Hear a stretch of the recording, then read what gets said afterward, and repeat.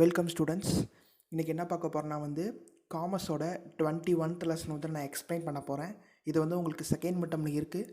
நான் இப்போ எக்ஸ்பிளைன் பண்ண போகிற கான்செப்ட் உங்களுக்கு எக்ஸாமில் வரதுக்கும் வாய்ப்புகள் இருக்குது.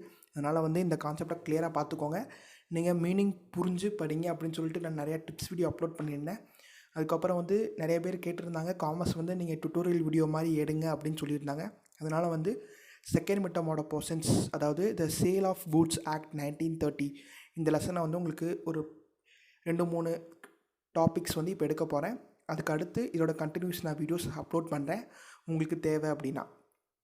சரிங்களா? இப்போ 21th சாப்டரில் நமக்கு என்ன கொடுத்துருக்குங்க அப்படின்னா, the sale of goods act, அதாவது சேல்ஸ் பண்ணுறதே ஒரு ஆக்டுக்கு கீழே, ஒரு ஒப்பந்தத்துக்கு கீழே பண்ணுற மாதிரி நமக்கு சொல்லியிருக்காங்க. 1930 தான் இந்த ஆக்ட் நமக்கு பாஸ் பண்ணாங்க.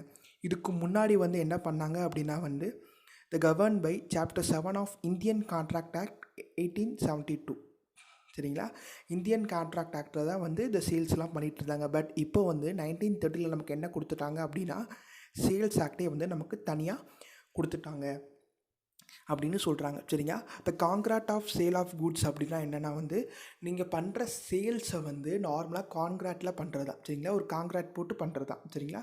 அதாவது இப்போ இந்த கூட்ஸை நான் இந்த பர்சனுக்கு கொடுக்க போகிறேன் அப்படின்னு சொல்லிட்டு நீங்கள் ஒரு அக்ரிமெண்ட் க்ரியேட் பண்ணியோ இல்லாட்டி கான்ட்ராக்ட் க்ரியேட் பண்ணியோ கொடுத்தீங்க அப்படின்னா அது என்னென்னா the contract of sale of goods. Right? இப்போ essential element of contract of sale அப்படிங்கிறத பார்ப்போம். சரிங்களா? அதாவது என்னென்ன எலிமெண்ட் இருக்கும் அப்படிங்கிறத ஃபஸ்ட்டு 2 பார்ட்டிஸ். சரிங்களா? இப்போது ஒரு சேல் நீங்கள் பண்ண போகிறீங்க அப்படின்னா அதில் கண்டிப்பாக 2 பேர் இன்வால்வ் ஆகி இருக்கணும். ஒருத்தர் செல்லர், இன்னொருத்தர் பையர். சரிங்களா? த pier and the seller should be 2 different persons. If a person buys his own goods, there is a no sale. ஒரே பர்சன் அவருடைய கூட்ஸ் அவர் பை பண்ணாலும் அது சேலாக கன்சிடர்ட் ஆகாது அப்படின்னு சொல்கிறாங்க. சரிங்களா? இது என்ன சொல்கிறாங்க அப்படின்னா, இந்த பார்ட்னர்ஷிப் ஃபேர்மில் அந்த ஃபேர்ம் டிசொல்யூஷன் பண்ணும்போது அந்த பார்ட்னர்ஸ் எடுக்கிற கூட்ஸு கூட சேல்ஸாக வராது அப்படின்னு சொல்கிறாங்க. அதுக்கு டேக்ஸ் பே பண்ண தேவையில்லை அப்படின்றாங்க. நீங்கள் எசென்சியல் எலிமெண்ட்டில் ஃபஸ்ட்டு பாயிண்ட் என்னென்னா கான்ட்ராக்ட் ஆஃப் சேல்ஸில் 2 பார்ட்டிஸ் இருப்பாங்க. ஒரு பையர், இன்னொருத்தர் செல்லர் அப்படின்னு வச்சுக்கோங்க. ஒரே பர்சன் அவருடைய கூட்ஸை பை பண்ணாலும் அது சேலாக வராது. டிசொல்யூஷன் ஆஃப் பார்ட்னர்ஷிப்பில் அந்த பார்ட்னர்ஸ் அங்கே இருக்கிற கூட்ஸை எடுத்தாலும், அதாவது சர்ப்ளஸ் அசட்டை எடுத்தாலும் அதை சேல்ஸாக கன்சிடர்ட் ஆகாது அப்படிங்கிறத ஞாபகம் வச்சுக்கோங்க. சரிங்களா? அடுத்த பாயிண்ட் என்னென்னா ட்ரான்ஸ்ஃபர் ஆஃப் ப்ராப்பர்ட்டி. அதாவது ட்ரான்ஸ்ஃபர் ஆஃப் ப்ராப்பர்ட்டி அப்படிங்கிறது என்னென்னா, நான் ஒரு கூட்ஸை இன்னொருத்தருக்கு சேல்ஸ் பண்ணுறேன் அப்படின்னா அந்தளோட ப்ராப்பர்ட்டியோட ஓனர்ஷிப் என்ன பண்ணணும் அப்படின்னா ட்ரான்ஸ்ஃபர் பண்ணணும். சரிங்களா? அப்படி ட்ரான்ஸ்ஃபர் பண்ணால் மட்டும்தான் அது இந்த கான்ட்ராக்ட் ஆஃப் சேல்ஸில் எலிஜிபிள், அதாவது வேலிட் அப்படின்றாங்க. சரிங்களா? அடுத்து கூட்ஸ் அப்படிங்கிறது என்னென்னா உங்களுக்கு க்ராப்ஸாக இருக்கலாம், ஷேராக இருக்கலாம், ஸ்டாக்காக இருக்கலாம், மூவபிள் ப்ராப்பர்ட்டியாக இருக்கலாம் அப்படின்னு சொல்கிறாங்க. சரிங்களா? அதே மாதிரி இட் எக்ஸ்க்ளூட் மணி, அதுக்கப்புறம் இம்மூவபிள் ப்ராப்பர்ட்டி அண்ட் கிளைம்ஸ், இதெல்லாம் வராது அப்படின்றாங்க.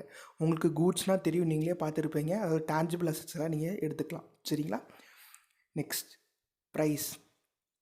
ப்ரைஸுங்கிறது என்ன? நமக்கு ஒரு ப்ராடக்டை நம்ம விற்கிறது அப்படி ஏதாவது உங்கள் ப்ரைஸ் பாருங்கள். The monetary consideration for the goods sold is called price. ஒரு பணம் வரதுக்காக ஒரு ப்ராடக்ட்டை நீங்கள் விற்றீங்க அப்படின்னா அது பேர் என்னதாமா? ப்ரைஸ் அப்படின்னாங்க. அந்த பணம் வரது நமக்கு ப்ரைஸ் அப்படின்றாங்க. சரிங்களா? If goods R exchange for goods it is only partner and not a sale. ஒரு கூட்ஸை கொடுத்துட்டு நீங்கள் ஒரு கூட்ஸை வாங்கினீங்க அப்படின்னா அது பார்ட்டர் சிஸ்டம் தான், அது சேலாக கன்சிடர்ட் ஆகாது அப்படின்றாங்க. இஃப் இன் கேஸ் நீங்கள் கொஞ்சம் ஒரு ப்ராடக்டை வாங்குறதுக்கு கொஞ்சம் கூட்ஸையும் கொஞ்சம் பணத்தையும் கொடுத்து ஒரு ப்ராடக்டை வாங்கினீங்க அப்படின்னாலும் அதுவும் சேலில் வராது அப்படின்னு சொல்கிறாங்க. சரிங்களா? அடுத்து include both sale and agreement to sale. அதாவது சேல்ஸ் அப்படின்னா என்ன, அக்ரிமெண்ட்னா என்னங்கிறத நான் சொல்கிறேன்.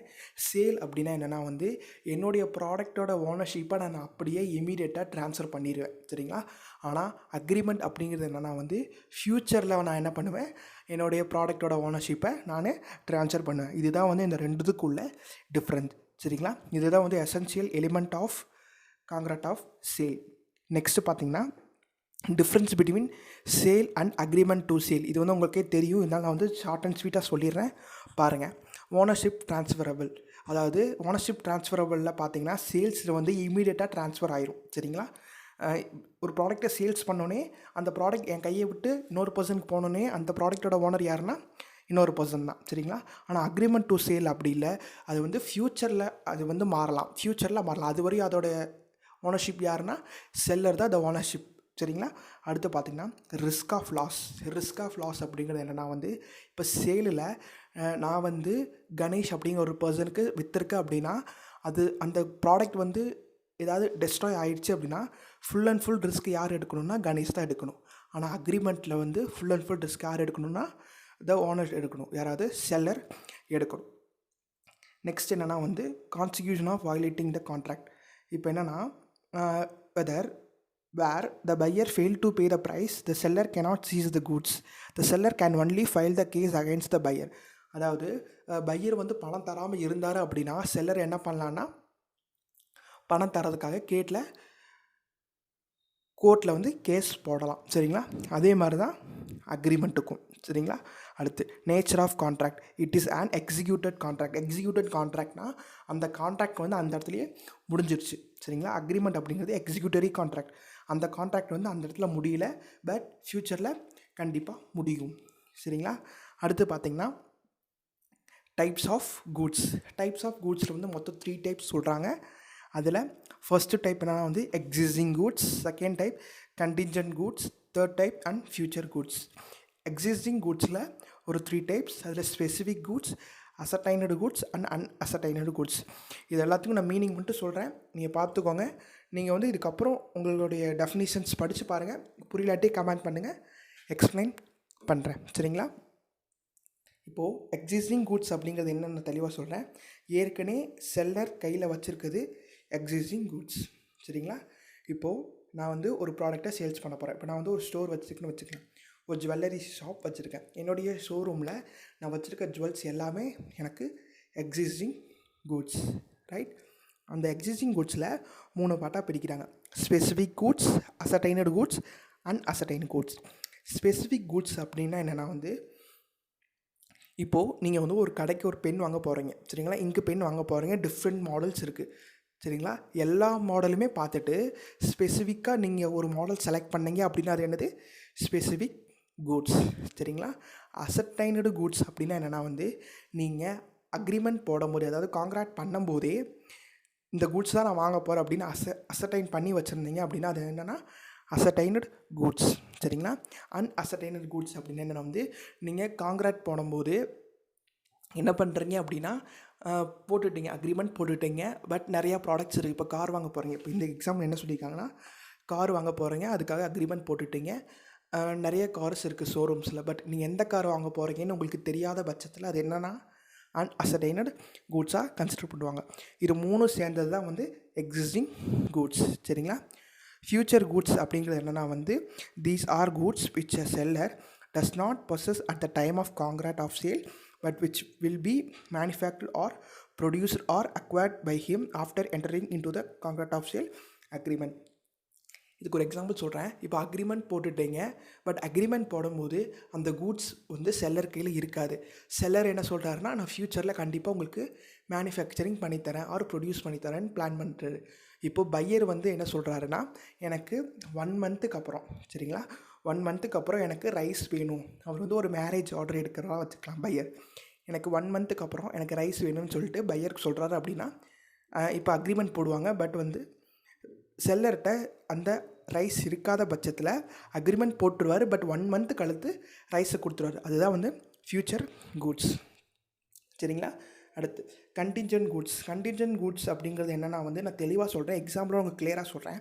இப்போ பார்த்தீங்கன்னா பாஸ்மதி அரிசி, இதுக்கு எக்ஸாம் உங்களுக்கு பாஸ்மதி ரைஸ் தான் கொடுத்துருக்காங்க. சரிங்களா?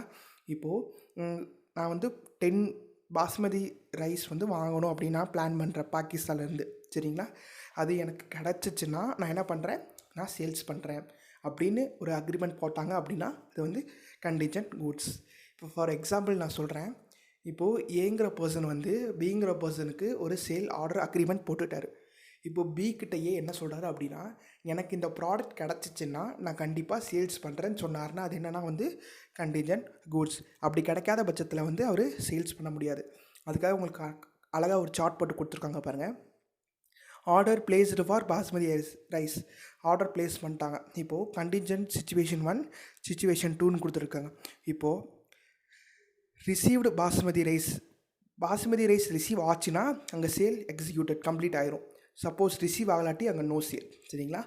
கண்டிஞ்சன்ட் குட்ஸை பொறுத்தளவு மே R may not be available to the rise merchant, அதாவது கிடைக்கும் கிடைக்காமலும் போகலாம். அதுதான் வந்து கண்டிஞ்சன்ட் குட்ஸ்ன்னு நமக்கு சொல்கிறாங்க. சரிங்களா? இதுதான் வந்து நான் எனக்கு எடுக்கிறேன்னு சொன்னது. எனக்கு என்னென்ன எடுத்திருக்கேன் அப்படின்னா வந்து element of contract of sale, அதுக்கப்புறம் types of goods and difference between sale and agreement. இது 3 உங்களுக்கு புரிஞ்சுக்குன்னு நினைக்கிறேன். புரியலாட்டி கமெண்ட் பண்ணுங்கள், நான் எக்ஸ்பிளைன் பண்ணுறேன். இதே மாதிரியே உங்களுக்கு எல்லாமே எடுக்கணுன்னாலும் கமெண்ட் பண்ணுங்கள். அண்ட் எது உங்களுக்கு எடுக்கணுங்களும் கமெண்ட் பண்ணுங்கள், கண்டிப்பாக எக்ஸ்பிளைன் பண்ணுறேன். தேங்க்யூ.